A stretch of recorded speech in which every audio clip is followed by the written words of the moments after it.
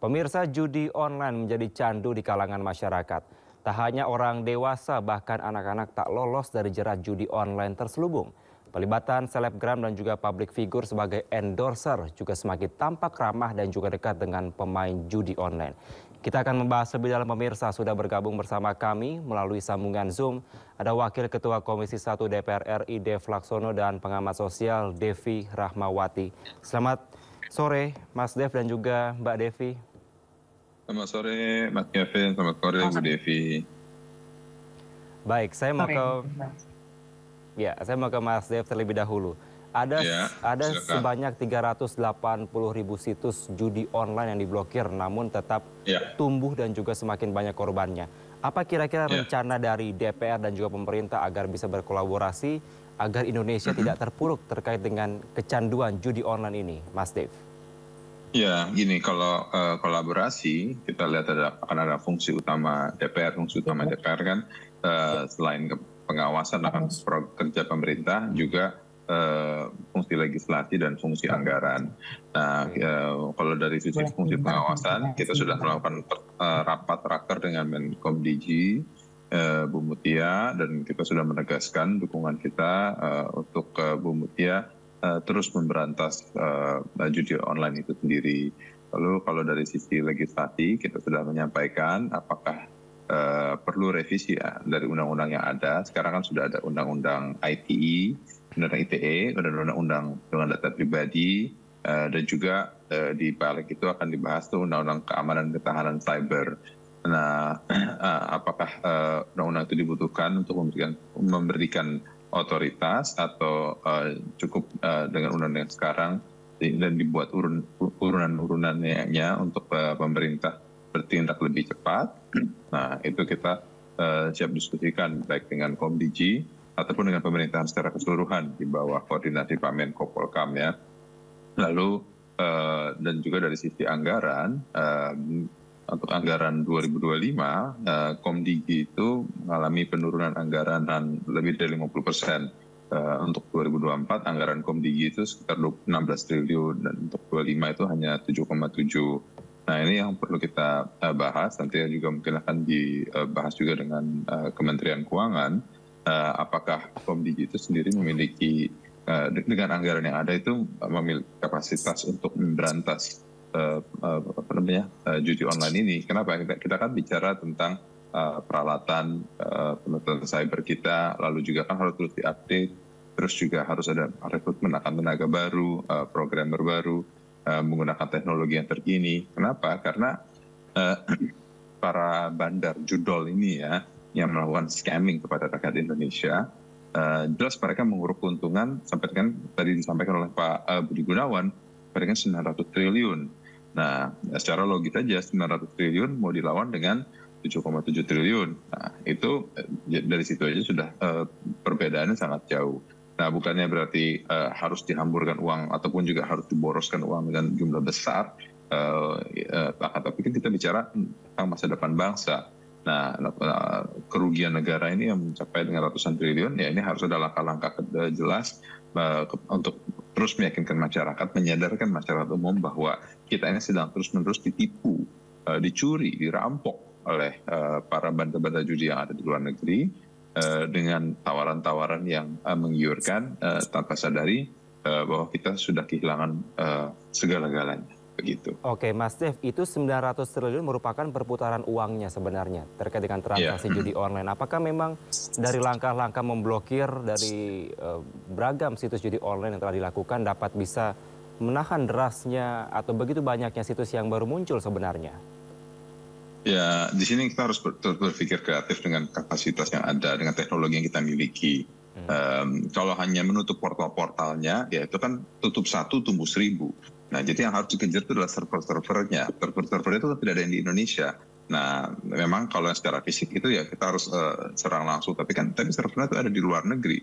Servernya tidak ada di Indonesia. Dan di sana, di tempat mereka berada, servernya mereka itu mendapatkan perlindungan hukum. Kenapa? Karena perjudian di tanah itu diizinkan, diregulasi. Nah, Jadi ini yang kadang-kadang menyulitkan juga untuk para APH ketika mereka untuk melakukan pengejaran akan server-servernya itu, ketika mereka sudah sampai ke negara-negara sana, ya mereka tidak bisa tembus karena mereka dalam posisi legal. Jadi yang bisa dilakukan itu adalah serangannya secara online, pembelaan secara online. Jadi server-servernya itu kan mereka juga memiliki IP address-nya, mereka memiliki titik lokasinya. Nah itu yang bisa diblok melalui Komdigi. Itu pernah sempat dibahas oleh sejumlah ahli cyber. Nah itu yang mesti dikembangkan sehingga kita bisa melakukan offensive attack pada server-server akan para bandar. Oke, saya mau ke Mbak Devi. Mbak Devi, kalau melihat fenomena yang terjadi ini sangat memprihatinkan. Tadi berdasarkan data yang terbaru dari Menko Polhukam, ada sebanyak 8,8 juta orang terlibat dari judi online ini. Bagaimana Anda melihat fenomena ini? Apakah memang ini sudah menjadi candu di masyarakat kita saat ini atau seperti apa? Ya, pertama memang kita perlu paham satu yang namanya judi itu adalah bisnis. Oke. Ya, itu satu yang pertama. Sehingga kemudian penetrasinya memang sangat serius dilakukan oleh sekelompok orang yang memang ingin mendapatkan keuntungan. Yang dua, memang semenjak kita mendadak digital 2020, judi yang memang tampilan depannya adalah games, itu menjadi bagian yang tidak terpisahkan dari kehidupan masyarakat saat pandemi dan pasca pandemi. Ini yang membuat judi ini berbahayanya menjadikan seseorang itu kecanduan sedikitnya 3 hal.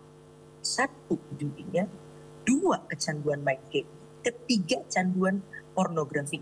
Karena pintu masuk dari judi online ini ada 2. Yang pertama adalah pornografi dan yang kedua adalah permainan. Disinilah kenapa kemudian banyak orang tidak melihat judi ini menjadi judi online ya, judi udara ini menjadi sesuatu yang luar biasa lagi. Karena judi udara itu dianggap bagian dari permainan yang memang menjadi bagian yang tidak terpisahkan dari hari-hari orang semasa pandemi yang sekarang Indonesia ini termasuk masyarakat dengan jumlah waktu yang paling banyak digunakan di universe digital. Ketika ini wajahnya adalah permainan, judi udara bahkan membuat satu rumah itu bisa semuanya nyaris semuanya bisa bermain bersama. Karena tadi judi udara ini wajahnya permainan. Yang kedua yang membedakan judi udara dengan judi darat adalah ketika Anda bermain judi udara, Anda bahkan bisa mendapatkan modal. Anda yang tadinya tidak niat berjudi, akhirnya jadi berjudi karena diawali dengan permainan games, Anda merasa Anda sudah ahli. Jadi ketika Anda masuk ke permainan judi yang bahkan dimodali, maka Anda tidak merasa ini adalah sebuah kerugian. Nah, inilah yang kemudian membuat siapapun tidak menjadi imun terhadap potensi untuk tercandu dengan judi tadi. Karena pada dasarnya semua orang itu suka permainan. Yang belum main itu kita disebut homo ludens kan, kita disebut manusia permainan. Yang belum main itu hanya belum menemukan permainan yang tepat dengan dia. Dan bahkan modelnya itu kan permainan yang sangat sederhana. Sehingga karena sangat sederhana, frekuensinya menjadi tinggi ketika walaupun pengeluarannya uangnya sangat kecil, 5.000 perak, gitu, 10.000 perak. Tapi karena frekuensinya tinggi, karena permainannya sangat mudah, ini tidak main-main. Makanya ketahanan rumah tangga ini banyak yang terguncang akibat judi online. Dan ini adalah penyakit masyarakat yang memang sifatnya silent killer. Dia membunuh secara senyap manusia-manusia yang hidup dalam keluarga-keluarga tadi. Nah ini memang tantangan pemerintah menjadi sangat berat. Artinya di satu sisi penegakan hukum ini harus terus dijalankan. Tapi ketika benteng-benteng di rumah ini jebol, akibat orang bahkan tidak merasa bahwa ini adalah sesuatu yang luar biasa, maka perang terhadap judi online ini akan menjadi semakin berat ke depannya. Oke, secara sederhana berarti Anda ingin menyampaikan bahwa memang sebenarnya masyarakat kita sudah kecanduan dengan judi online, begitu Mbak Devi? Oh ya, data seluruh dunia bukan hanya di kita. Ingat yang terpikat pada universe digital bukan hanya di negara ini, tapi memang yang menjadi menarik adalah ketika yang berbahaya adalah ketika kelompok rentan seperti anak-anak yang akibat pola asuh di Indonesia sudah bergeser, di mana anak 0 tahun pun bahkan sudah diperkenalkan dengan gawai, bertemulah dengan para penjahat-penjahat yang memang sengaja menjual bisnis judi online ini. Baik, masyarakat kita sudah tercandu atau kecanduan dengan judi online. Bisakah untuk dibenahi bahwa secara mentalitas mungkin atau secara alam bawah sadar bahwa ini sebenarnya sangat berbahaya sebenarnya untuk masyarakat. Bisakah diperbaiki, Mbak Devi, menurut Anda? Gini, ini perlu ada gotong royong jamaah yang sangat serius. Artinya apa? Pertama, pimpinan tertinggi di wilayah yaitu RT RW, karena mereka yang paling dekat dengan warga, ini perlu secara serius melakukan ronda digital. Artinya apa? Ada keluarga-keluarga yang kemudian tidak menyadari bahwa satu sisi digital ini membawa banyak berkah, tapi di sisi lain juga membawa banyak bencana. Perlu ada sosialisasi yang secara terus-menerus tentang bahaya ini. Dan yang kedua, bagi keluarga-keluarga yang mungkin sudah merasa mulai terganggu, tapi kebingungan untuk menyelesaikan persoalan ini, maka lewat RT RW lah keran itu bisa dibuka. Yaitu apa? RT RW bergerak, kampus juga bergerak. Artinya kalau ada program kampus merdeka di mana ada anak-anak yang magang dan sebagainya, mereka harusnya bergerak. Salah satunya untuk hal-hal seperti ini, pendampingan pada masyarakat, tayangan apa yang baik, apa yang boleh, mana yang bergizi untuk mental dan pikiran, mana yang tidak. Nah, ini harus gerak bersama, Mas. Nggak bisa kalau beban ini hanya ditimbangkan kepada negara terhadap kepolisian misalnya, karena pada dasarnya kunci pertahanan itu ada di rumah masing-masing. Oke, baik, memang kerjasama penting dan seluruh stakeholders dapat bisa memberikan atau berkolaborasi dengan baik. Saya terakhir mau ke Mas Dev Laksono terkait dengan negara-negara yang menjadi korban judi online ini biasanya memiliki kombinasi regulasi yang lemah dan juga populasi yang besar dan juga rentan. Ini seperti Filipina dan juga kita Indonesia. Kira-kira regulasi apa lagi yang bisa dibuat atau diterapkan di Indonesia agar benar-benar dapat memberantas judi online ini? Ya, regulasi yang dibuat itu harus merata dan juga meluas ke berbagai macam sektor. Perputaran uangnya itu kan dilakukan secara online. Nah, di situ yang kita bisa melakukan pertahanan kita. Jadi dikejar terus akan pergerakan dananya itu keluar masuk dari Indonesia, lalu dari mana saja. Dan akan harus ada rekening-rekening. Terus juga kadang-kadang menggunakan payment digital seperti GoPay lah, ataupun juga payment gateway dari banyak toko-toko online dari platform online store. Nah, ini semua yang harus terus dikejar. Jadi kita harus terus upgrade kapasitas kita, kapabilitas kita untuk bisa melihat pergerakan itu dari mana. Terus juga harus lebih proaktif lagi untuk mengejar portal-portal dan server-server itu. Nah, dan ya memang kita bisa kejar terus mereka yang terlibat dalam mempromosikan website-website. Tapi ya biar gimana pun mereka itu masih adalah korban. Ya, korban mereka hanya diracuni dengan uang 2, 3, 4, 5 juta rupiah setiap bulannya.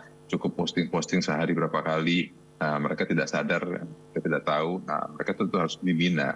Jadi yang harus dikejar itu adalah mereka yang bandar-bandarnya dan mereka yang menyebarkan website-website tersebut. Itulah yang harus tetap kita kejar dibanding mereka yang terlibat di ujung. Tapi justru kita harus mengejar gerbong-gerbongnya itu sendiri. Baik, kita nantikan langkah-langkah konkret ke depan antara pemerintah dan DPR dan juga semoga masyarakat dapat memahami bahwa memang judi online ini sangat berbahaya bagi seluruh lapisan dari masyarakat kita. Terima kasih Mas Dev Laksono dan juga Mbak Devi Rahmawati telah bergabung bersama kami di Sindo Sore. Selamat sore, sehat selalu.